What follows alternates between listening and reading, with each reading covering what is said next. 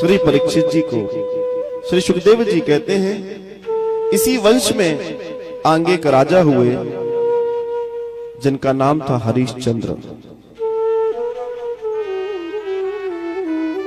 और ये जो राजा हरिश्चंद्र थे, इनकी पत्नी का नाम था तारा।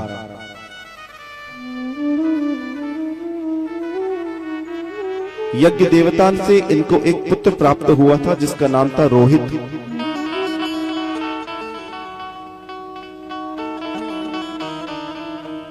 राजा हरिश्चंद्र, सत्य बनाम राजा हरिश्चंद्र, हरिश्चंद्र बनाम सत्य। आप सोचिए क्या जीवन जिया उस व्यक्ति ने कि आज वो लकीर बन गया।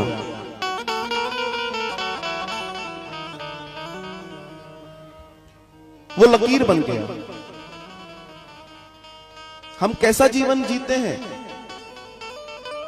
कई बार हम ऐसा जीवन जीते हैं कि हमारी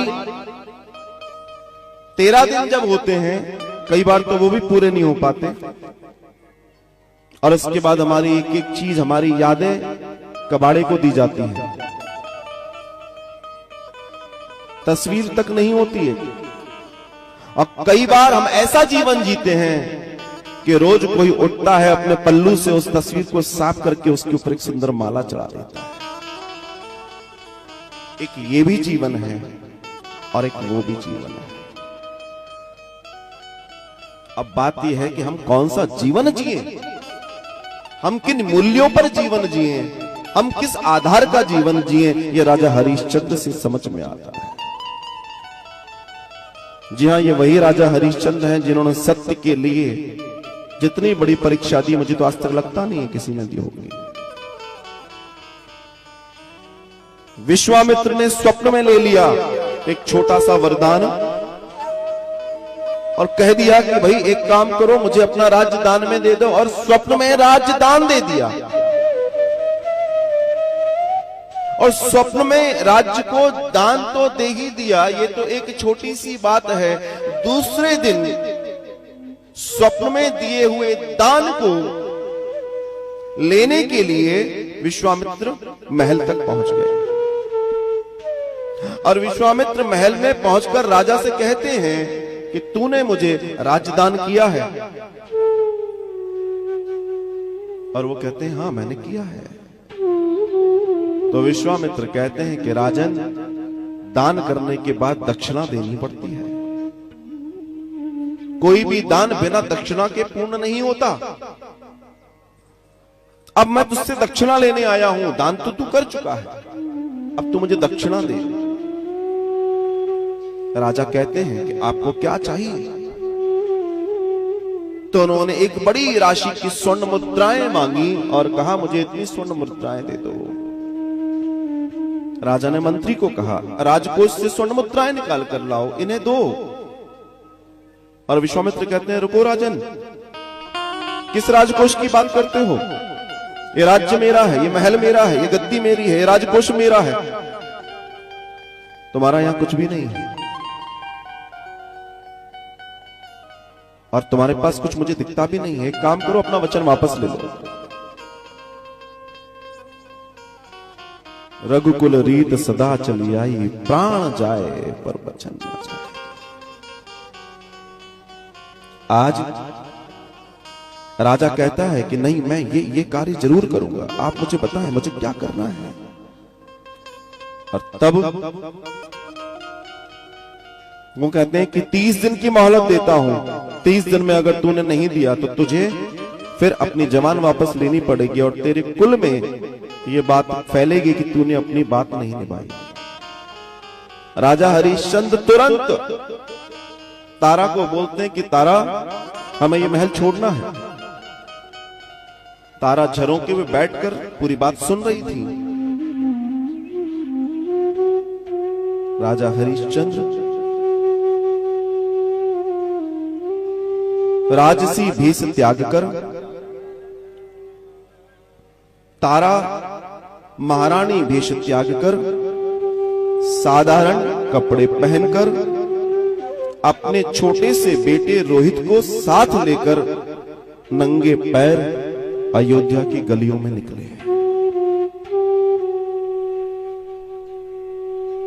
ये वो राजा है जो चक्रवर्ती है, और आज ये दिन आया है कि इसके पास पैर में खड़ाऊ नहीं है। और महाराज, जिस रानी को आज तक किसी ने जीने जीने पर्दों में नहीं देखा था, आज वो रानी अयोध्या की सड़कों पर आम लोगों की तरह चल रही है। तीनों अयोध्या छोड़ते हैं और कई दिन का सफर करके तीनों के तीनों पहुंचते हैं काशी। और जब ये काशी पहुंचते हैं तब लगभग 27 दिन हो चुके होते हैं और अभी तक इनके पास दक्षिणा की राशि एकत्रित नहीं हुई।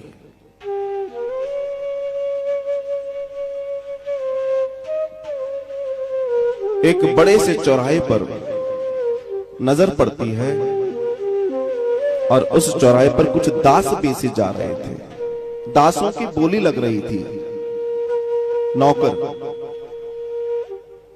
राजा हरिश्चंद्र ने कहा, देवी मैं अपने आप को अगर बेच दूं तो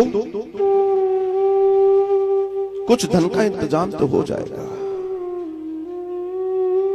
और जैसे ही ये राजा हरिश्चंद्र ने कहा कि मैं अपने आप को बेच दूं, रानी कलप गई। रानी रोने लगी। ये महाराज आप कैसी बातें कर रहे हैं? आप हैं तो हम हैं, हम हैं और हम तब तक बने रहेंगे जब तक आप बने हुए। अगर आप नहीं होगे तो हमारा क्या होगा, इस बच्चे का क्या होगा? राजा कहता है कि रानी, हमारे होने न होने से कोई फर्क नहीं पड़ता। फर्क ये पड़ता है कि समय के पहले अगर हमने ये कार्य नहीं किया तो हमारा कुल कलंकित हो जाएगा, धर्म कलुषित हो जाएगा। आने वाले वक्त में कोई सत्य का साथ नहीं देगा, लोग झूठ की कस्में खाएंगे और पापाचार बढ़ जाएगा। बस मुझे ये करना है। रानी हाथ जोड़ के खड़ी होकर कहती है कि महाराज क्षमा कीजिए, शास्त्र तो मैंने भी पढ़े हैं, धर्म की शिक्षा मैंने भी ली है और धर्म कहता है कि पति धर्म अगर निभाने पर आया है तो वहां मैंने भी 7-5 फेरे वक्त लेते वक्त ये भी प्रतिज्ञा मैंने ली थी, ऐसा कोई समय आएगा जीवन में कभी तो मुझे भी वो कार्य करना होगा और मैं तो अकेले नहीं रह सकती, इसलिए पहले मेरा धर्म बनता है कि मैं अपने आप को बेचूं, बाद में आप अपने आप को बेचती रही। ये धर्म की बात है। तारा को बहुत समझाया, राजा कांप गया। क्या कहती हो रानी, आज तक तुमने अपने हाथ से गिलास पानी तक नहीं पिया और तुम कहती हो कि मैं, उससे मतलब नहीं है नहीं पिया, आप ही ने तो बताया धर्म बड़ा है, मैं जैसा चाहे वैसा कर लूंगी। इतनी चर्चा चली रही थी कि विश्वामित्र जी ने भेष बदलकर वहां पर एक ब्राह्मण का रूप धारण किया और पहुंच गए और उनसे कहते हैं, क्या तुम लोगों में से कोई दास बिकाऊ है? और जिससे पहले कि राजा हरिश्चंद्र कुछ कहते, तारा बोलती है, मैं बिकाऊ हूं, मैं दासी बनने को तैयार हूं, क्या आप मुझे दासी बनाएंगे?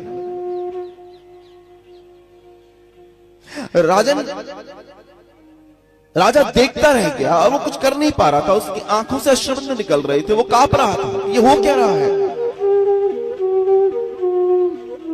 और तारा अपने नेत्रों को नीचे किए हुए है, खड़ी है, उसके नेत्रों से भी जलधारा बह रही है, पर वो कह चुकी है कि मैं अपने आप को दासी रूप में।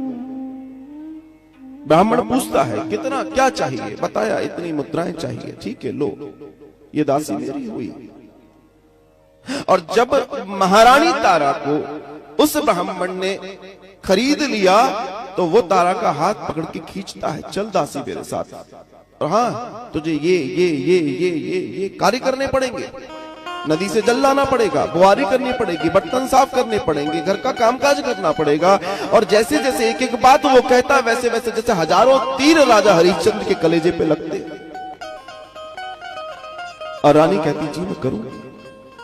और जैसे ही वो रानी को खींच के आगे ले जाता, वो छोटा सा बालक रोहित रो पड़ा, मां मां मां चिल्लाने लगा। हरिश्चंद्र उसका हाथ पकड़ते हैं, बेटा तेरी मां अब अपने साथ नहीं रहे। उसने हाथ झंझकारा, मां से जाकर चिपक के रोने लगा, कस के पकड़ लिया। वहां ब्राह्मण मां को खींच रहा है, बच्चा लपका हुआ है, वो भी खींच रहा है साथ में, मां रो रही है, पिता रो रहा रहा है, बच्चा रो रहा है। अब पूरा समाज खड़े होकर यह दृश्य देख रहा है। ब्राह्मण कहता है, अगर राजा तू चाहे तो तेरे बच्चे को भी मैं दास बना सकता हूं, तू बोल क्या देना है इसका। राजा कहता नहीं, इसको मुझे नहीं बेचना। रानी इशारा करती है कि हां कर दो। इस बच्चा अभी 4, 5, 6 साल का बच्चा है, ये आपके पास नहीं रह पाएगा, इसे इस समय मां की जरूरत है। आप किसी भी सूरत में इसे मेरे पास रहने दो। बहुत आंखों ही आंखों में उसने समझाया। और राजा हरिश्चंद्र ने कहा ठीक है देवी, और उस बच्चे को भी उसने खरीद लिया।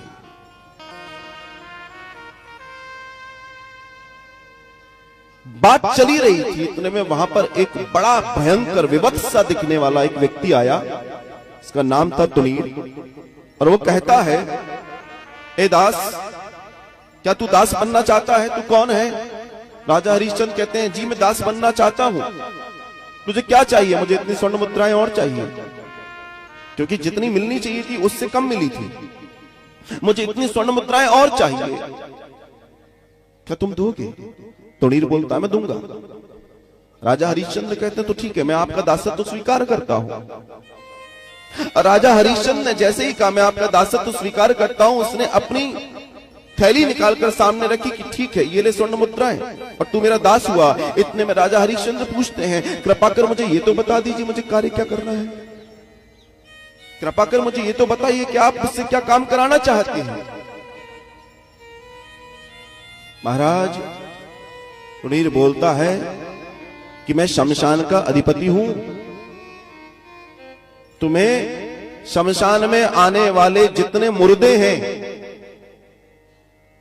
उनके ऊपर से कफन लेना है टैक्स के रूप में, ये तुम्हारा काम है। और जैसे ही राजा हरिश्चंद्र ने ये सुना, राजा हरिश्चंद्र स्तब्ध रह गए। बोले, ये काम मैं नहीं कर सकता। मैं राजा हरिश्चंद्र रहा हूं।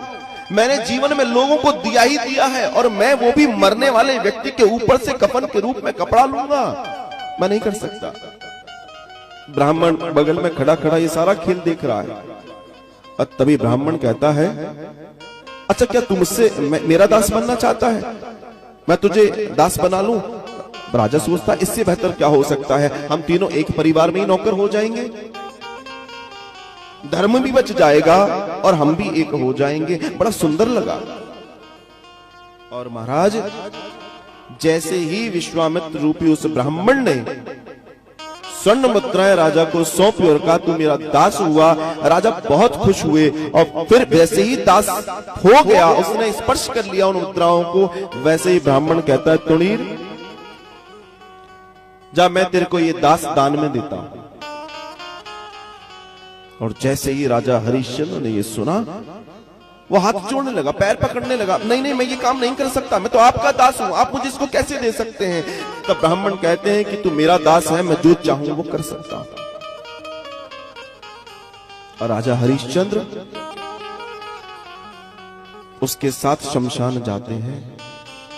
और उस शमशान में उन्हें काम सौंपा जाता है, जितने भी मृत जीव आ रहे हैं, लोग आ रहे हैं, उनके ऊपर से कफन लेने का।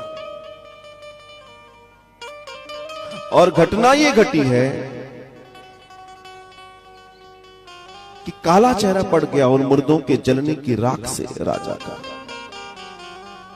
एक दिन पड़ोस के बच्चे दौड़ते हुए आते हैं और आकर चीखते हैं, चिल्लाते हैं, ओ दासी, ओ दासी, ओ दासी, तेरा बालक रोहित को सांप ने काट लिया, वो मर गया, वो मर गया। और महाराज जैसे ही वो ये सुनती है कि मेरा बालक मर गया, रोने लगती है, चीखने लगती है। मैं अपने पति को क्या जवाब दूंगी? उन्होंने कितना कितना मुझ पर विश्वास करके मैंने कहा था कि बालक को मुझे दे दो।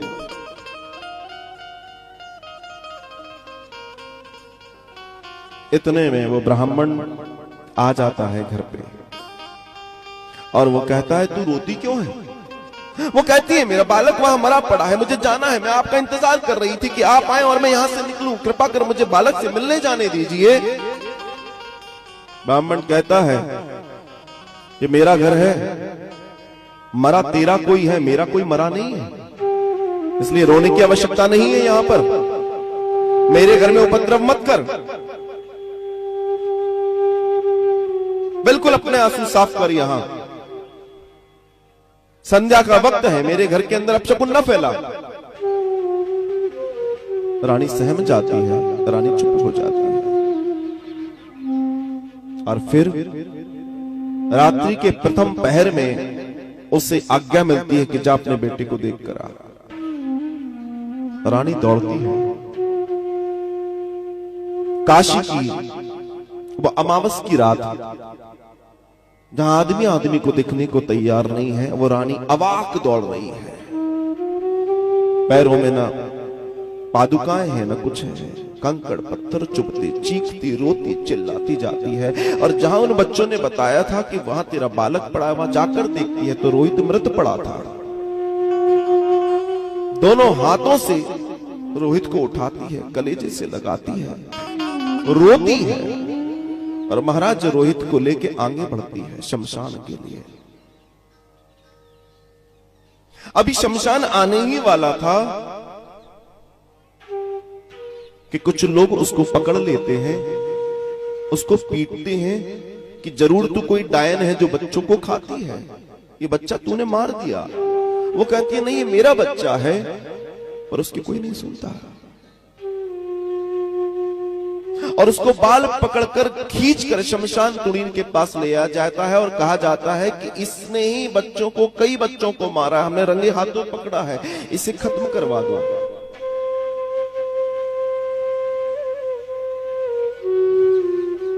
तारा रोती है, मैं ऐसा नहीं कर सकती। और उसे आदेश मिलता है। तब दास करके आवाज लगती है और एक कमर झुका हुआ एक व्यक्ति आगे बढ़ता है। उस अमावस की रात्रि में आके सर हिलाता है, दाढ़ी बड़ी हुई है, केश बड़े बड़े हुए, और उसको तुनीर कहता है कि जाओ, इस महिला, ये उल्टा है, ये डायन है, इसका सर कलम कर दो, सर अलग कर दो, इसकी हत्या कर दो। तारा को कहा जाता है जा इसके साथ, और उसको पीछे पीछे तारा आगे आगे वो व्रत चल रहा है। जब तारा देखती है कि पीछे कुछ लोग नहीं है, तो वो उससे कहती है मेरी आपसे एक विनती है, अगर आप माने तो।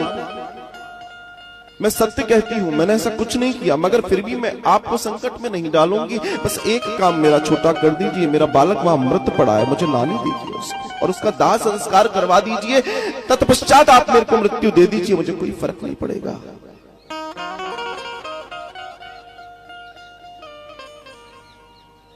दास सर हिलाता है और कहता है जल्दी आना। जाती है, बालक को लेकर आना, और रोहित को वहां पर लेटा देती है। रोहित को जैसे ही वहां लेटाती है तो वो कहती है कि इसका अंतिम संस्कार करवा दीजिए कृपा कर। तो राजा हरिश्चंद्र हैं वो दास, वो कहते हैं कि देवी मेरा काम है कफन लेना और उसके बाद दाह संस्कार होने देना, इस बालक के ऊपर कफन नहीं है, इसलिए मैं इसका दाह संस्कार नहीं करा सकता।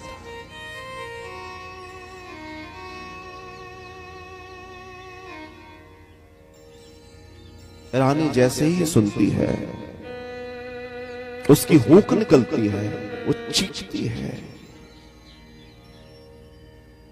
कहां गया परमात्मा जो परम प्रतापी राजा हरिश्चंद्र के बेटे के दाह संस्कार के लिए भी कफन नहीं दे सकता। महाराज जैसे ही ये आवाज सुनी वो वृद्ध पलटा, और पलट के उसने देखा तो तारा सामने खड़ी है, और वो कहता है तारा तुम? और तारा कहती है हाँ मैं, ये अपना बेटा है रोहित। और रोहित को जैसे ही देखा, राजा हरिश्चंद्र और तारा उसके शरीर से लिपट कर रोने लगे।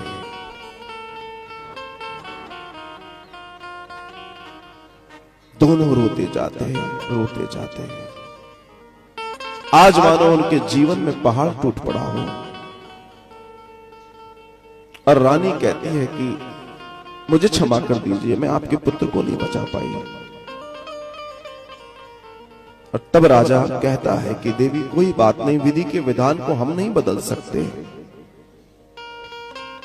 तब रानी कहती है कि अब तो आप इसका दाह संस्कार कर दीजिए, अब तो ये आपका पुत्र है। और राजा हरिश्चंद्र कहते हैं मेरा ये पुत्र अब नहीं, बाद में है, पहले मैं यहाँ का दास हूं, इसके ऊपर कफन चाहिए देवी। तब रानी तारा,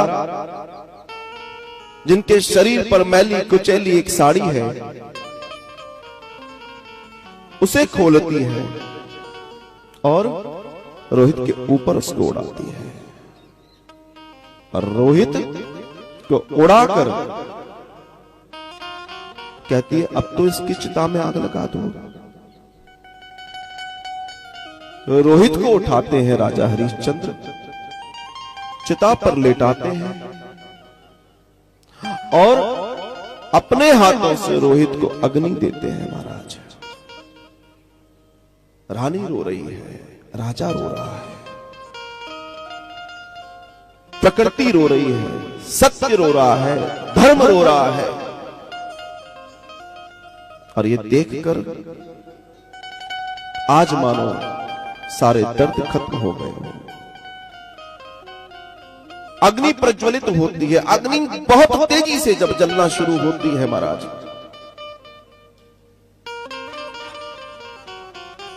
तब होता यह है कि रोहित को जलता देख जब दोनों फूट फूट कर रोते हैं तो आसमान से फूलों की वर्षा होने लगती है। और जब आसमान से फूलों की वर्षा होने लगती है, आसमान में सारे देवता प्रसन्न होते हैं, सारे देवता खड़े होते हैं, महादेव खड़े होते हैं, विष्णु खड़े होते हैं, ब्रह्मा खड़े होते हैं, आदिशक्ति जगदम्बा खड़ी होती है, नाग गंधर्व आदि खड़े होते हैं, देवता पुष्प वर्षा करते हैं। और रोहित मानो जैसे अभी सोया उठकर बैठ जाता है। बोलिए हरिश्चंद्र महाराज की। और वो जो तुणीर था वो देवता बन के खड़ा होता है, अपने वास्तविक रूप में वो ब्राह्मण आ जाता है। और आज सारे देवता राजा हरिश्चंद्र की जय जयकार करते हैं और कहते हैं कि आज तुमने सत्य के लिए जो किया है, युगों युगों तक हरिश्चंद्र तेरा नाम रहेगा, युगों युगों तक हरिश्चंद्र तेरा नाम रहेगा। क्या जानना चाहते हैं हम? आप सोचिए, मैं आपसे ही बात करता हूं कि आपने अपने धर्म की रक्षा के लिए, अपने धर्म को बचाने के लिए, अपने धर्म के नियमों के पालन करने के लिए क्या किया है ऐसा? जो हम अपने आप को हिंदू कहते हैं, जो हम अपने आप को मनुष्य कहते हैं, इंसान कहते हैं, सब कहते हैं, पर वास्तविक बात यह है कि हम इस सब के लिए कर क्या रहे हैं? धर्मो रक्षति रक्षक, धर्म ही आपकी रक्षा करता है, शास्त्र कहता है। आप धर्म की रक्षा करेंगे, धर्म आपकी रक्षा करेगा। कितने लोग ऐसे जिन्होंने धर्म की रक्षा के लिए अपने प्राण एक मिनट नहीं सोचा और खत्म कर दिए।